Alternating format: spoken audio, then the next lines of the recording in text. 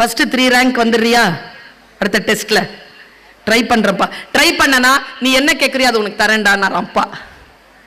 அந்த வயசுல அவர் என்ன கேட்டிருப்பார்? இப்போ அவருக்கு ஒரு 50-55 வயசு இருக்கும். சின்ன வயசுல என்ன கேட்டிருப்பார்?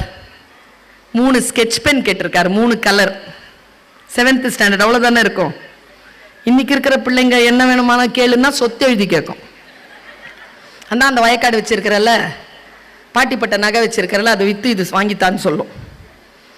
3 ஸ்கெட்ச் பென் கேட்டிருக்கான் அந்த பையன். போனா டெஸ்ட் எழுதுனா 3rd ரேங்க் வாங்கிட்டான். ரிப்போர்ட் கார்டு எடுத்துட்டு வீட்டுக்கு வந்திருக்காங்க.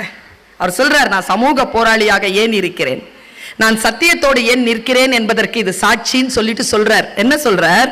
நேரா வீட்டுக்கு வந்திருக்காரு, அப்பா இல்லை. அவர் வரும்போது சனிக்கிழமை, அப்பா ஊருக்கு போயிட்டார். அப்பா புதன்கிழமை தான் வருவாருன்றது அம்மா. ஞாயிற்றுக்கிழமை வரைக்கும் ரொம்ப சோகமா இருந்தா, வேற வாய்ப்பே இல்லை. அம்மாட்ட போய் காட்டினா